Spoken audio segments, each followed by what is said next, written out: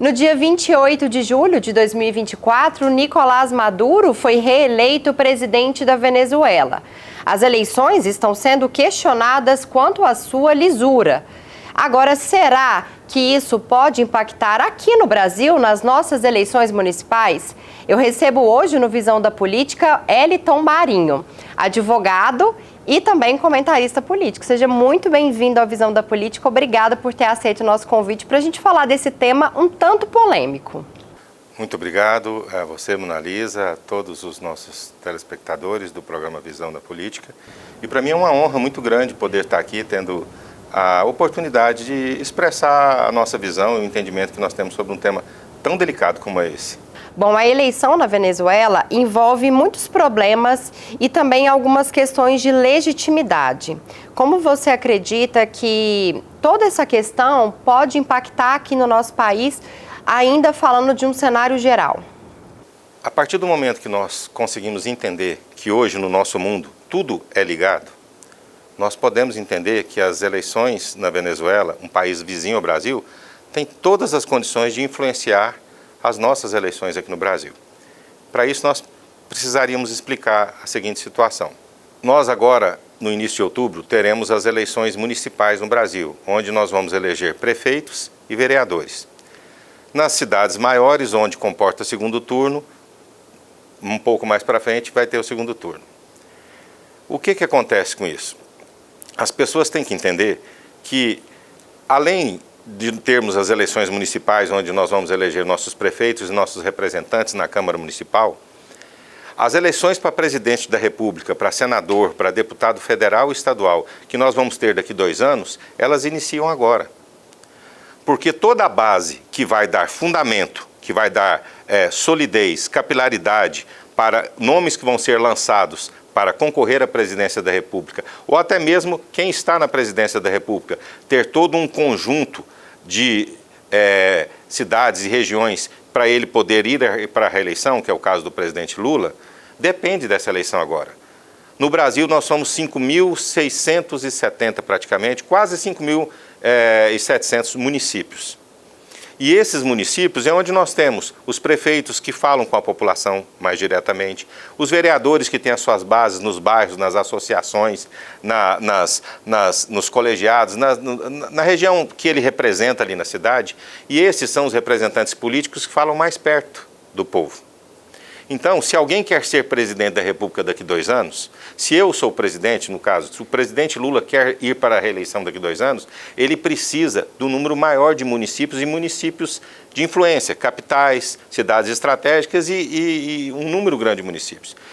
Quem for concorrer contra o presidente Lula, né, se o Bolsonaro conseguir voltar a ter a condição de poder concorrer a uma eleição, ou qualquer outra pessoa que a chamada linha da direita quiser lançar, ele tem que ter essa base no Brasil também. Então, essas eleições municipais, elas fazem toda a diferença. E o que ocorre? Hoje nós temos na presidência da República o presidente Lula, que é do Partido dos Trabalhadores. As eleições da Venezuela, elas foram questionadas praticamente no mundo inteiro. Um dos institutos mais sérios de acompanhamento de processos eleitorais no mundo, que é o Instituto Carter, do presidente Carter, lá dos Estados Unidos, ele esteve na Venezuela, vários representantes, pessoas do mundo inteiro que estiveram ali e foram analisar aquilo. E realmente viram que é muito estranho, porque todas as pesquisas indicavam que a eleição, que a oposição haveria ganhado, e não o Nicolás Maduro, e ganhado com folga. E essa situação em que o presidente da Venezuela se nega a mostrar as atas, que aqui a gente chama de zerésima, da campanha, quase 3 semanas, que agora, ontem que começou a apresentar, mas apresentar para quem? Para os fiscais do Tribunal Superior da Venezuela, que é um tribunal completamente subordinado e submetido às decisões e à voz do Nicolás Maduro, e já era na época do Hugo Chávez, né? Olha, situações inéditas nós tivemos. O presidente do Chile, que é reconhecidamente um homem de esquerda, ele não reconheceu as eleições. A América do Sul, o Brasil ficou, a partir do momento que não deu uma posição. A Colômbia, que é um presidente que já foi até guerrilheiro da esquerda, e o México, que meio que estavam chancelando um parcial apoio à Venezuela. Mas acontece que o presidente do Brasil, ele pertence a um partido. É fundador desse partido histórico, que é o Partido dos Trabalhadores. E o Partido dos Trabalhadores, no Brasil, em menos de 24 horas das eleições da Venezuela, já deu uma carta aberta ao Brasil, dando todo o aval, toda a tutela, todo o apoio, o reconhecimento e dando apoio àquelas eleições.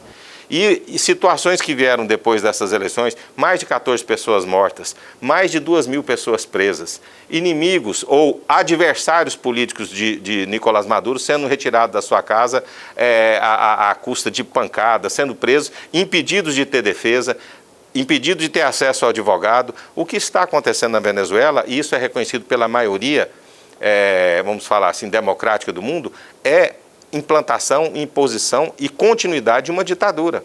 E pessoas estão morrendo. E nós estamos falando de um país que é vizinho nosso. Então, se eu vou eleger vereadores e prefeitos nas cidades grandes, nas cidades estratégicas aqui no Brasil, eu vou pensar o seguinte: eu vou apoiar um partido, eu posso pensar, isso não é uma palavra de incentivo, isso é uma análise. Eu vou apoiar um partido que está apoiando a implantação de uma ditadura que está matando pessoas, torturando pessoas, desrespeitando a democracia, não aceitando a vontade do povo nas urnas? Como que se explica isso? Então, e eu venho falando isso desde o primeiro dia depois das eleições. Essa situação e essa, na minha visão, é totalmente errada e precoce, como é que eu posso falar assim? Atabalhoada carta de apoio do Partido dos Trabalhadores através da sua presidente para a eleição da Venezuela vai trazer um prejuízo muito grande e pode trazer para os candidatos do Partido dos Trabalhadores. Eu falei isso 2 dias depois da eleição, numa outra situação, num programa aqui, que participamos aqui em Goiânia.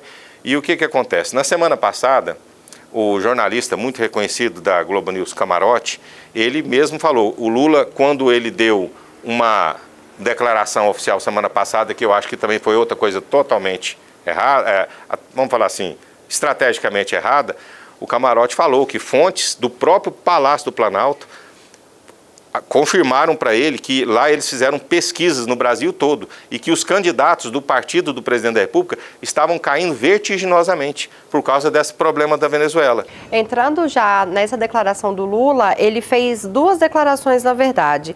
A primeira, ele disse que não tinha nada de grave e ele pediu, inclusive, que divulgassem as atas eleitorais.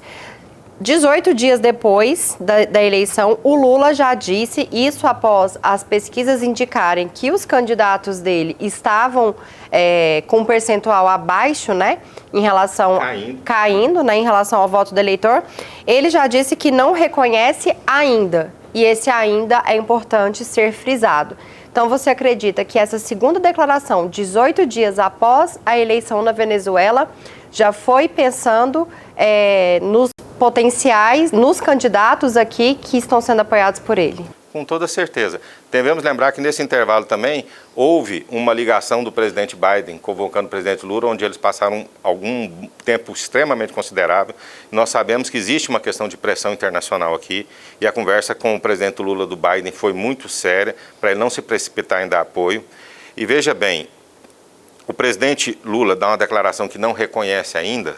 Ora, a eleição é uma coisa muito séria. Se eu não reconheço, por que não reconheço? Porque houve fraude, porque realmente está constatado que ele não ganhou, e teve mais uma continuidade dessa declaração que estaria apoiando uma possível nova eleição. Ora, se eu sei que essa eleição, então, ela foi fraudada, não tem que ter nova eleição, tem que se dar posse para quem ganhou. Não é tentar falar assim, essa fraude aqui não deu certo, vamos tentar uma segunda vez. Isso é um absurdo, é uma posição que o Brasil, na sua soberania, ele não pode apoiar fraude ou dar segunda chance para a fraude. Nós não apoiamos, enquanto nação, coisas erradas, coisas criminosas e dando segunda chance para o possível criminoso tentar ver se corrige o crime. Isso é muito sério.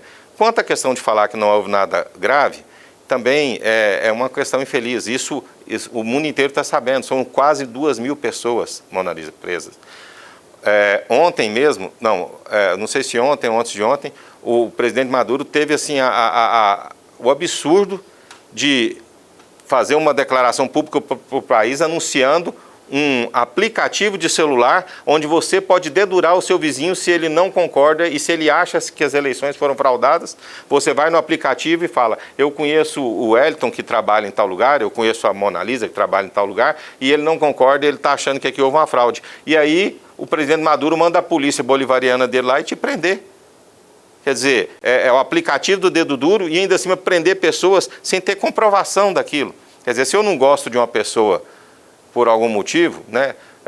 Separei da minha esposa, ela está com raiva de mim, ela corre lá no aplicativo e fala assim, ó, ele tá brincando, ele não aceita a eleição, aí eu vou ser preso. Quer dizer, gente, isso é um absurdo, é uma tirania, é uma ditadura, mas a gente fala brincando, mas isso é terrível, porque pessoas estão morrendo. Nós estamos falando de seres humanos. E isso pode provocar uma nova onda de migração para o Brasil. É isso que eu ia Colômbia, perguntar. então, também nem se fala. E nós estamos preparados para receber esse tanto de gente? Quer dizer, nós ficamos com as consequências financeiras, nós vamos acolher se as pessoas precisam vir para cá, porque o Brasil é um país de gente amorosa, que acolhe, mas também nós corremos um risco muito grande, enquanto nação, de sofrermos retaliações internacionais. Entrando nessa questão, caso Maduro permaneça no poder e seja legitimado como presidente por mais 6 anos, quais impactos a gente vai ter aqui no Brasil em relação às cidades, principalmente desses estados que fazem divisa?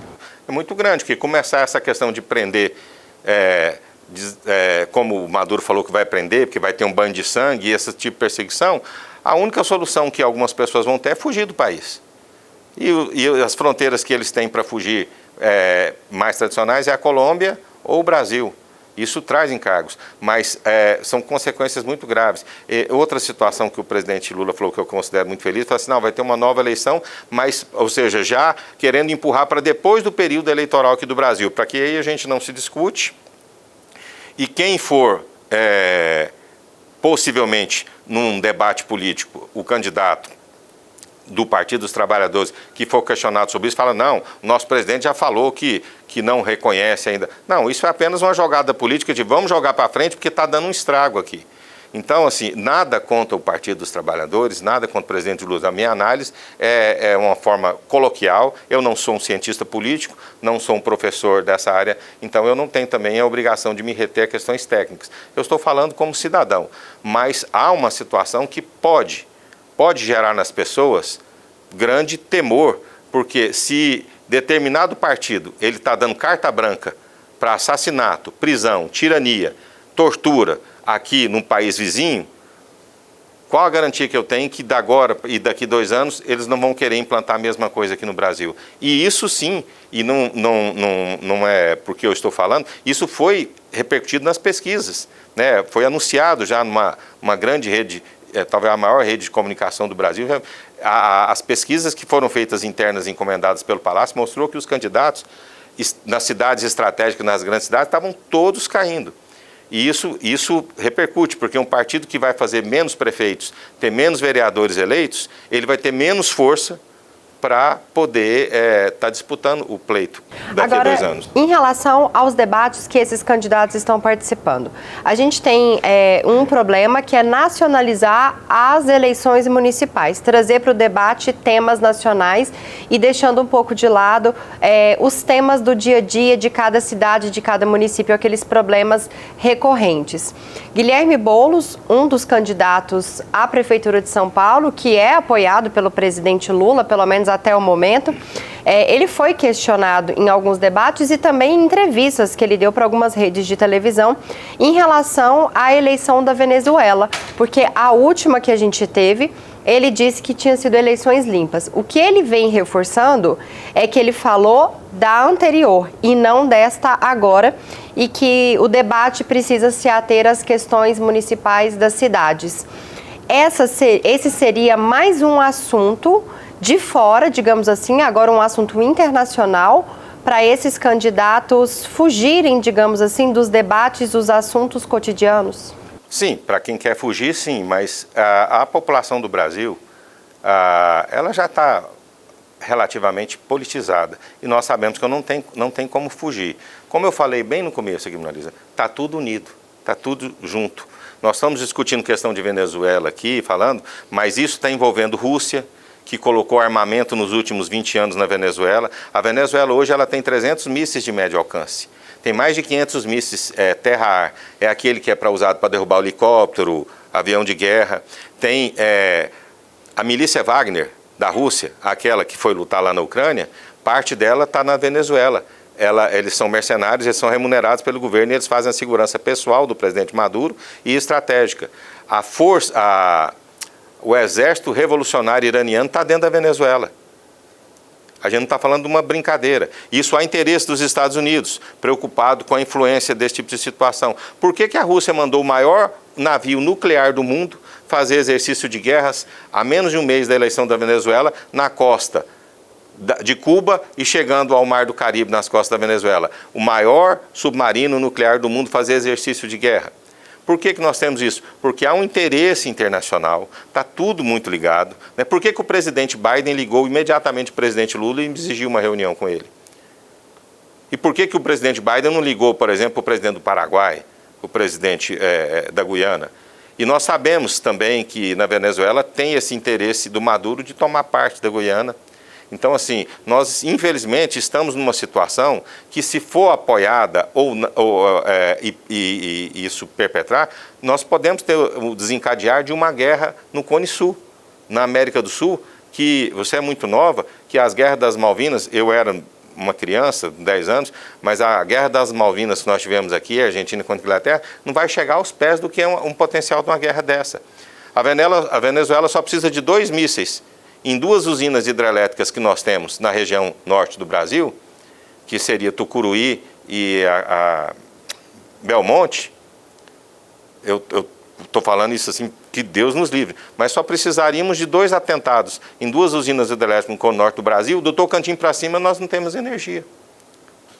Sabe? Isso não tem como falar que não vai respingar na gente. Então a gente tem que tomar, é uma situação muito delicada e ela pode gerar consequências. As consequências, falar assim, as menores consequências seriam um boicote internacional. Por quê? Porque o Brasil está dando guarida para uma tirania, um crime contra a humanidade. Pessoas estão morrendo, sendo presas, sendo torturadas, encarceradas, sem processo, sem direito de defesa. Isso é crime contra a humanidade. Então, assim, a coisa é muito séria. Né? Não é apenas falar assim, a eleição na Venezuela, discutir. Mas nós estamos discutindo o município. Temos que discutir o município. Mas entender que você agora, no dia 6 de outubro, você não vai votar apenas no prefeito e no vereador. Você está votando e dando a sua chancela para o chefe do executivo do seu município, seus vereadores, estarem preparando a nossa sucessão presidencial daqui a 2 anos. Que pode ser uma sucessão que vai concordar com coisas que o mundo não está concordando e pode ser uma sucessão de alguém que não vai concordar. Ou, pelo menos, pode pressionar para que quem está atualmente no cargo do governo, que teria todas as tendências de concordar, não concordar, por uma questão de pressão também popular. Então, estão ligadas. Não tem jeito de falar. Ela fala assim, mas então eu vou votar para o vereador aqui de Goiânia, eu estou indiretamente, meu voto vai repercutir nessas questões, até mesmo de eleição na América do Sul? Sim, senhora. Com toda certeza, porque é só as pessoas entenderem isso. Não se faz uma eleição para presidente da República sem se preparar antes todos os municípios. E quem tiver a maioria desses municípios já tem uma base para colocar suas ideias com respaldo. Por qual respaldo? O respaldo do voto. Eu tenho tantos prefeitos, tantos vereadores, tantas pessoas que me apoiam. Então, o voto nosso está dando respaldo para as ideias que o nosso líder maior vai defender. O presidente Lula já estava prevendo isso quando ele mandou o Celso Amorim acompanhar de perto as eleições na Venezuela? Eu acho que o presidente Lula... Porque essa discussão da Venezuela, ela começou a ser discutida em foros na Europa há mais de um ano. Né? Os Estados Unidos estava preocupado, ele baixou um pouco, ele tirou um pouco das medidas de boicote contra a Venezuela para que pudesse a Maria Guaidó ser candidata, para que pudesse ter candidato à oposição, para que candidatos não, só por ser candidato à oposição não fossem presos. Os Estados Unidos deu um voto de confiança para ver se a coisa lá acontecia e vários países há mais de um ano na Europa já estavam discutindo isso. Então isso é uma consequência como é que eu posso falar assim, da diplomacia internacional. O Celso Amorim foi, presenciou, vários outros países foram, mas assim, a posição na Venezuela tem sido muito dura, né? Já expulsou embaixador da Argentina, já expulsou embaixadores de outros, e sobrou hoje o Brasil como representante, a Colômbia e o México, que ainda, como é que eu posso dizer, não tomaram uma atitude severa contra essa ditadura, essas coisas erradas da Venezuela. Mas não sei se na Colômbia e no México está tendo eleição. Parece que o México já teve uma nova presidente e assume agora no início do ano. Mas nós temos um período eleitoral aqui e as pesquisas mostraram que realmente influenciou a posição, porque quem recebeu o Maduro aqui no Brasil e chamou a imprensa e falou que ele era gente boa, que ele é uma pessoa ótima, foi o presidente Lula. E às vezes essas são as consequências dos atos que ele tomou, né? Foi muito recente isso. Falando de pesquisas, a CNN analisou uma pesquisa que analisou 1.000 atas e, de acordo com a estimativa dessa pesquisa, González teria vencido Maduro com 66,12%. Isso também é um grande indício de fraude. Sim, está variando. O Instituto Carter, agora essa da CNN não tinha conhecimento, mas está variando entre 65% e 71% para o González. Então, assim, não é maldade nossa falar que aquela eleição é uma fraude. E agora eles começaram a auditar e apresentar atas, mas quem está indo são os fiscais do Tribunal Eleitoral Superior venezuelano e a oposição não foi chamada. E os analistas internacionais não foram chamados. Só que essas atas que eles estão apresentando, nós não sabemos se elas são as atas verdadeiras. Veja bem, nós temos 3 semanas. Já teve tempo de sobra para esconder, falsificar. A gente não sabe. Organismos internacionais com direito de fiscalização, eles poderiam até falar se aquilo ali realmente é ata verdadeira, ou ela foi forjada, ou ela foi criada depois. Então, essa falta de transparência, aliás, essa insistência de não se dar transparência e só fazer do nosso jeito, a cada vez mais faz com que nós tenhamos certeza que a Venezuela passa por um período terrível de ditadura, de tirania e, infelizmente, quem paga é o povo. Está pagando com a vida. Agora, para a gente finalizar, será que os nossos prefeitáveis estão preparados para, caso Maduro permaneça no poder, para receber essa quantidade de imigrantes que possivelmente vão vir para o Brasil? Já vieram em outras ocasiões e agora tende a vir mais pessoas? Se isso acontecer, não estão. Olha, é um fator de migração porque você não vai fazer depósito de gente, né? Nós temos uma questão de refugiados no Oriente Médio que é bem diferente daqui. Aqui há programas de governo, encaminha-se para emprego, usa-se aviões oficiais da FAB, eles são levados para vários lugares do Brasil. Eu mesmo ajudei, numa outra situação, refugiados do Paquistão que foram levados para Santa Catarina e nós ajudamos com eles lá durante um tempo, com o lançamento de um livro nosso.